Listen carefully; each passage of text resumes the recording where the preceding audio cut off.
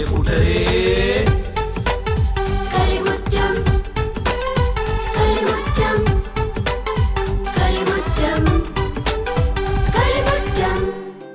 കൊച്ചു കൂട്ടുകാർക്കും കളിമുറ്റത്തിന്റെ ഇന്നത്തെ എപ്പിസോഡിലേക്ക് സ്വാഗതം. എങ്കിൽ കൂട്ടുകാരെ, നമുക്ക് നമ്മുടെ ആദ്യത്തെ സെഗ്മെന്റ് ഏതാണെന്ന് നോക്കിയാലോ.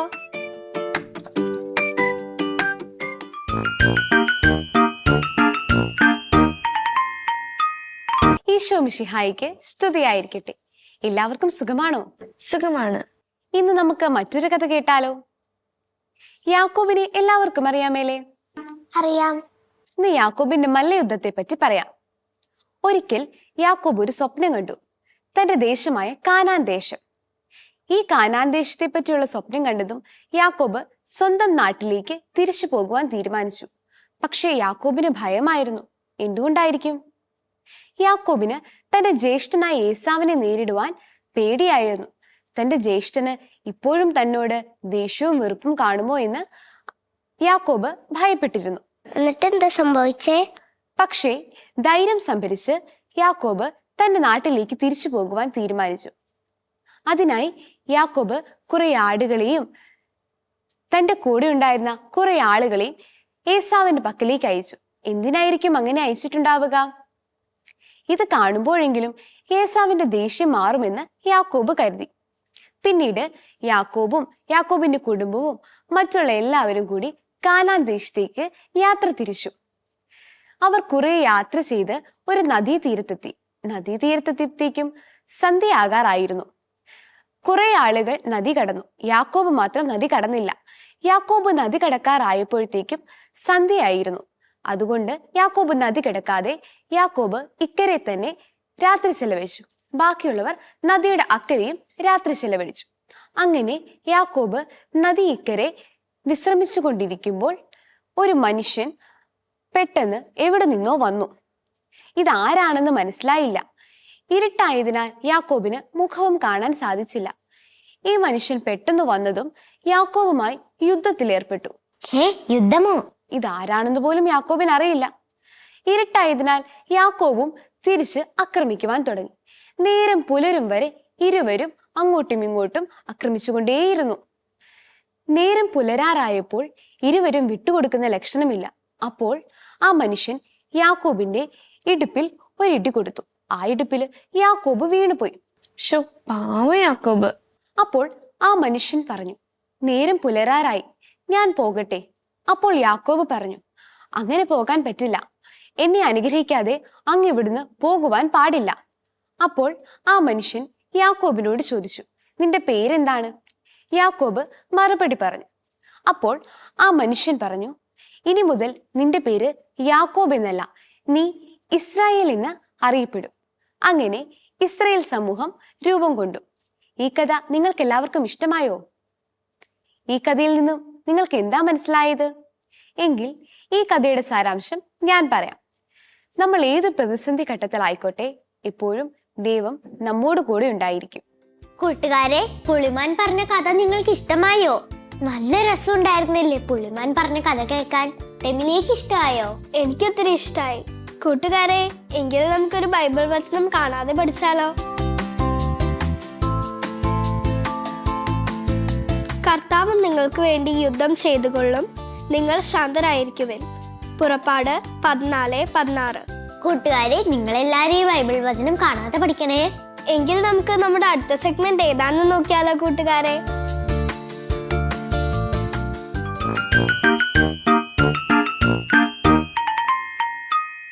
ഇത്തിരി പൊന്നെ മിന്നലെല്ലാം പൊന്നല്ല, കണ്ണാ തുമ്പി കാച്ചന തുമ്പി കാതിൽ കേട്ടതും പാട്ടല്ല, അന്നാരം ഇനി വന്നിരുമ്പോ തന്നീനമയ പൊന്നോല, ഉത്തിരി പടം പച്ച വെച്ച പൂവിക്ക് പൂവണ്ടേ, മാനത്ത് ചെമ്പര പൂത്തില്ലേ, മാവഴ പാവിന്റെ പന്നില്ലേ, വെള്ളച്ചന തിങ്ങുണ്ട്, പുളിപ്പച്ചുന്റെ പാലുണ്ട്, ഒച്ചാകിന്റെ അത്തന്റെ മത്തരം മാത്തുണ്ട്, നെച്ചാലും മാക്കില്ലാട്ടോ, ചത്തുന്ന പപ്പിച്ചന പാത്തരം ഈശോ മയ്യ നോക്കിയപ്പേ ഞാൻ അങ്ങ് ചെയ്യിച്ചു ആ മക്കളെ രക്ഷിച്ചണേ. ഇന്നത്തെ വാർത്തയിലെ താരത്തെ നിങ്ങൾക്ക് എല്ലാവർക്കും ഇഷ്ടമായോ? കൂട്ടുകാരെ, നിങ്ങൾക്ക് എല്ലാവർക്കും ക്രാഫ്റ്റ് ചെയ്യാൻ ഇഷ്ടമല്ലേ? എങ്കിൽ നമുക്കൊരു ക്രാഫ്റ്റ് പഠിച്ചിട്ട് വന്നാലോ?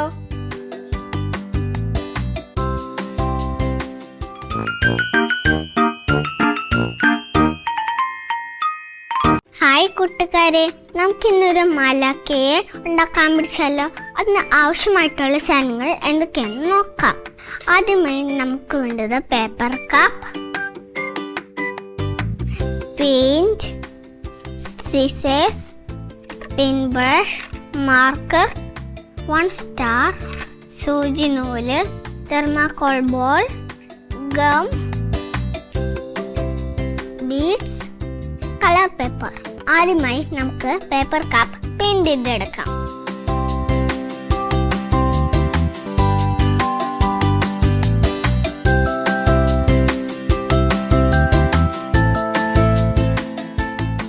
ഇനി നമുക്ക് മാലാഖയുടെ ചിറകുണ്ടാക്കാം. ഇനി നമുക്കിത് കത്രിക കൊണ്ട് വെട്ടിയെടുക്കാം.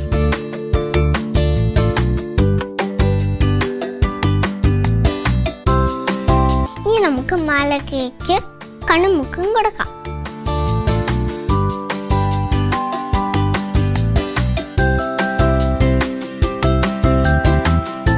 ഇനി നമുക്ക് മാലാഖയുടെ കാലുണ്ടാക്കാം.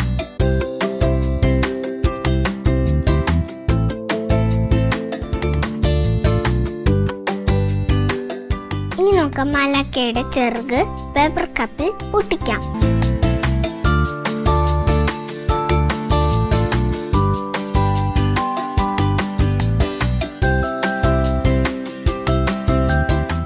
ഇനി നമുക്ക് മാലാഖയുടെ തല ഒട്ടിച്ചു കൊടുക്കാം.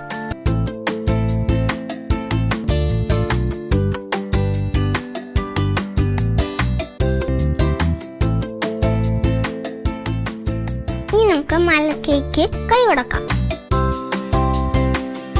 ഇനി നമുക്ക് ഈ കൈ പേപ്പർ കപ്പിൽ ഒട്ടിക്കാം.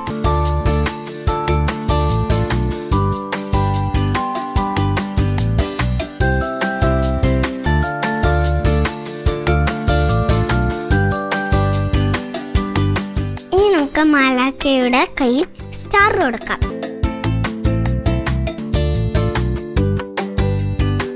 ഇനി നമുക്ക് മാലാഖയ്ക്ക് ക്രൗൺ കൊടുക്കാം.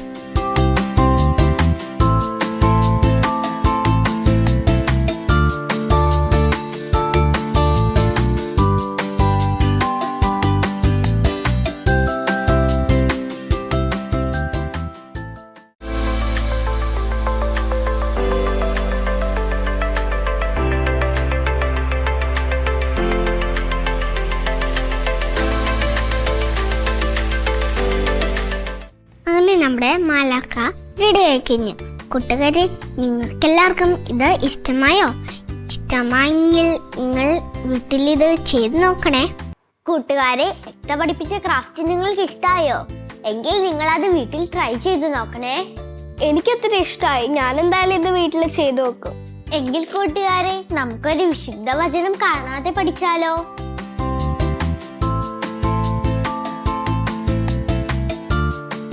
സാത്താനെതിരെ പ്രയോഗിക്കാവുന്ന ഏറ്റവും നല്ല മാർഗമാണ് ഉപവാസം. വിശുദ്ധ അത്തനേഷ്യസ്. കൂട്ടുകാരെ, ഈ ആഴ്ച ബർത്ത്ഡേ ആഘോഷിക്കുന്ന കൊച്ചു കൂട്ടുകാരെ നമുക്കൊന്ന് പരിചയപ്പെട്ടാലോ? അവരെ ഒന്ന് വിഷ് ചെയ്താലോ?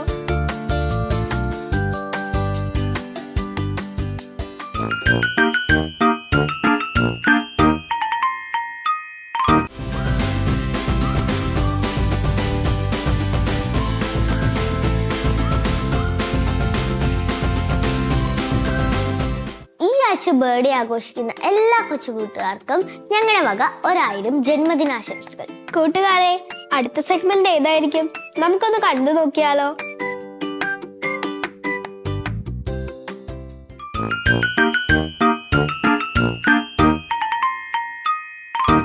മാലാഖേ. ഹായ് എന്നെ മോളെ. ഹായ് മാലാഖേ. എന്തുണ്ട് എന്നെ മോളെ വിശേഷം? സുഖമായിട്ടിരിക്കുന്നു മാലാഖേ. അതൊക്കെ പോട്ടെ, ഇന്ന് എന്ത് സംശയം ചോദിക്കാനാ അന്നമോള് ഈ കാവൽമാലാഖയുടെ അടുത്തേക്ക് ഓടി വന്നത്? അതൊരു ചെറിയ സംശയം ചോദിക്കാനാ മാലാഖേ.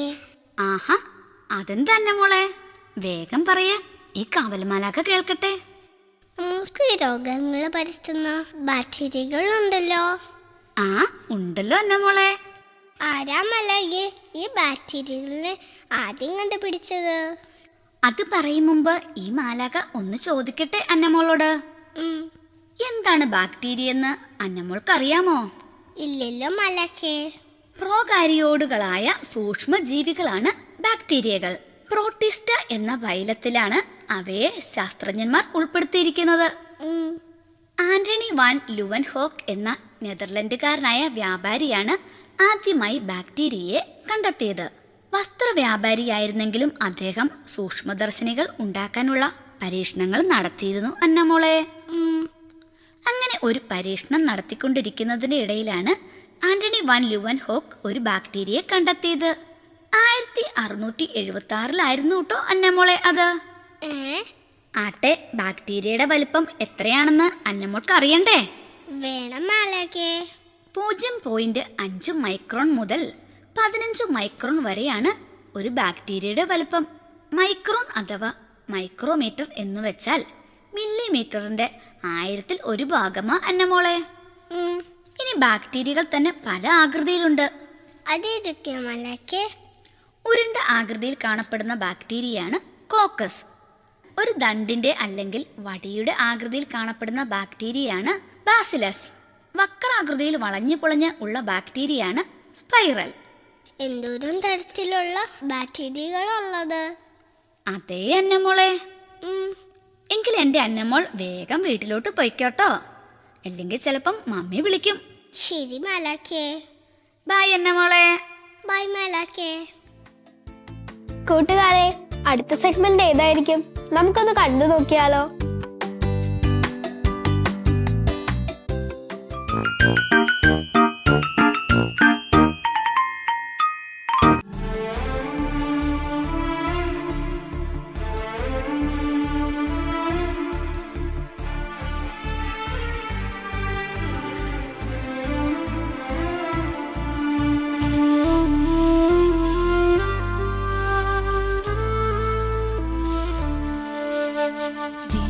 കാരുണ്യമേ, ദിവ്യമാം സ്നേഹമേ, കൊച്ചു കൈവെള്ളയിൽ അണയും സ്വർഗ സമ്മാനമേ.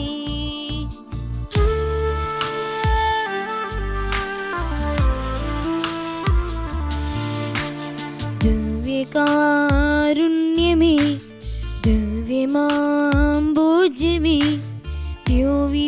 യാത്രയിൽ ദിവ്യപാതയമേ.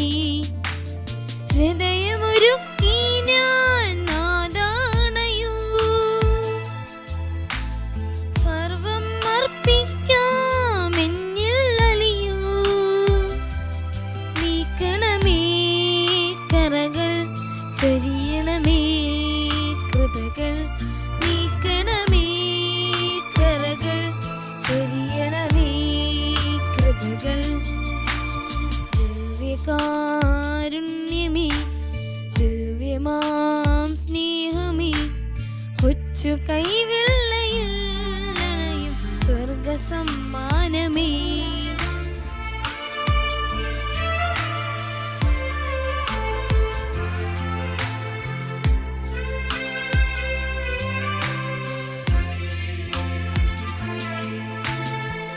കടലോളം സ്നേഹമായി മരുഭൂവാമാനസേ, മലയോളം കൃപയുമായി കൃപ ചോർന്നിൻ ജീവനിൽ.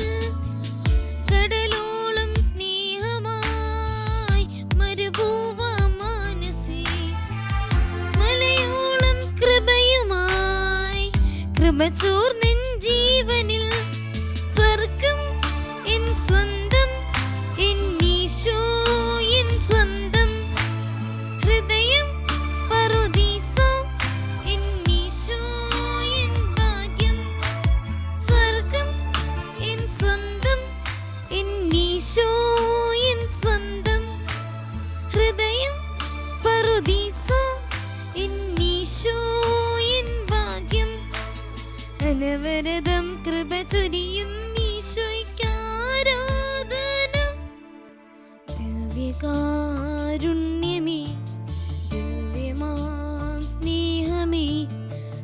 കൊച്ചു കൈവെള്ളയിൽ അണയും സ്വർഗസമ്മാനമേ.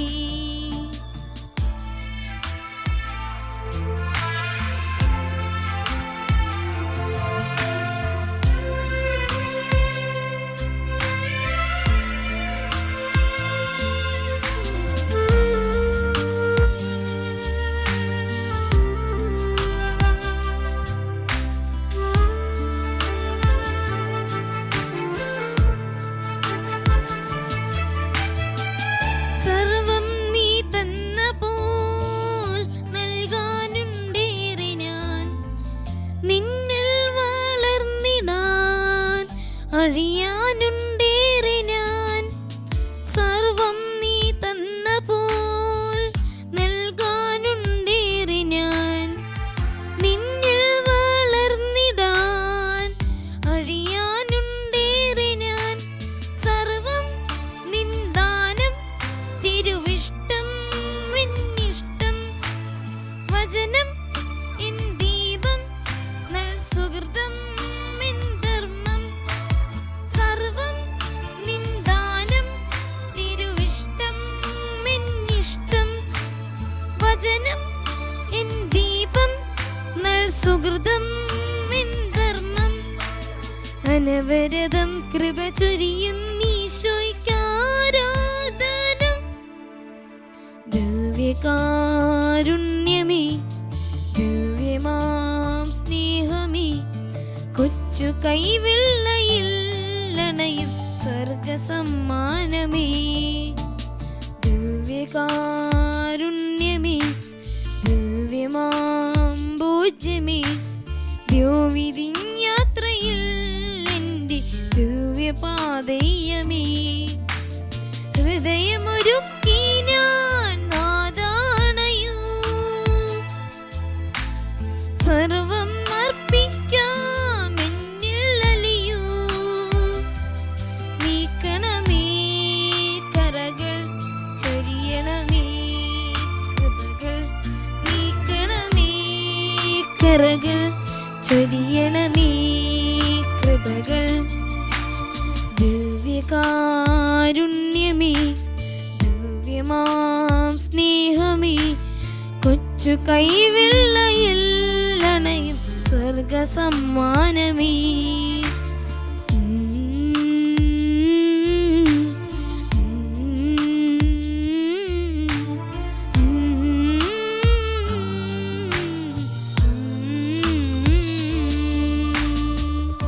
കൂട്ടുകാരെ, നിങ്ങൾക്ക് ഇന്നത്തെ കളിയരങ്ങ് ഇഷ്ടമായോ? നിങ്ങൾക്ക് പാട്ട് പാടാൻ കഴിവുണ്ടെങ്കിൽ കളിയരങ്ങിൽ പങ്കെടുക്കാം. കൂട്ടുകാരെ, അടുത്ത സെഗ്മെന്റ് ഏതായിരിക്കും? നമുക്കൊന്ന് കണ്ടു നോക്കിയാലോ?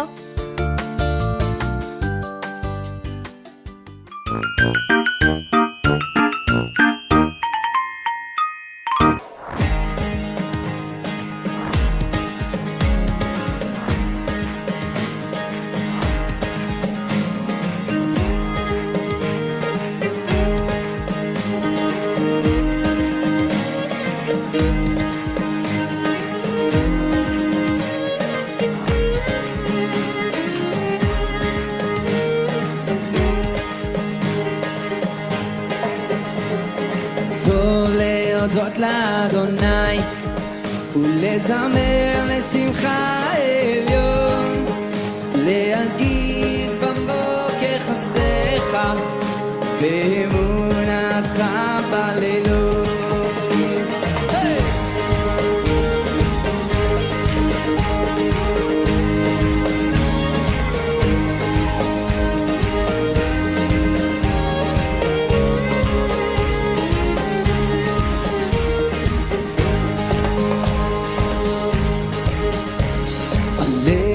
עשור ועלינה ועלי היגיון וחינוך, להגיד בבוקר חסדך ואמונתך בלילות. טוב להודות וטוב להודות לאדוני ולזמר לשמך עליון, להגיד בבוקר חסדך ואמונתך בלילות.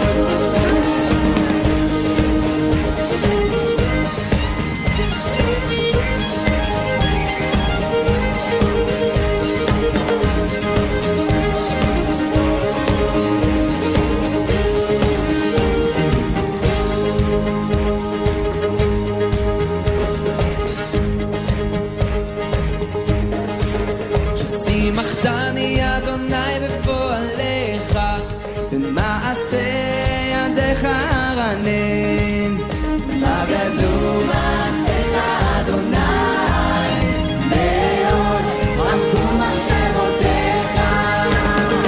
טוב להודות לאדוני ולזמר לשמך עליון, להגיד בבוקר חסדיך ואמונתך הללויה.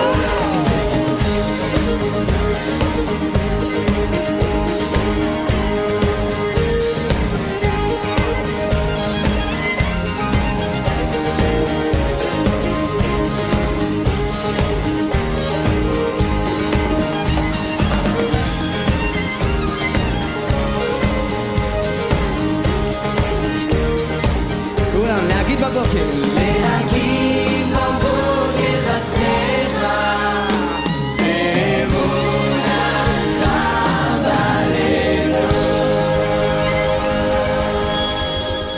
എങ്കിൽ കൂട്ടുകാരെ, ഈ ആഴ്ച ആരുടെ പടമായിരിക്കും സെലക്ട് ചെയ്തിരിക്കുന്നത് കളിമുറ്റത്തിൽ? നമുക്കൊന്ന് കണ്ടു നോക്കിയാലോ.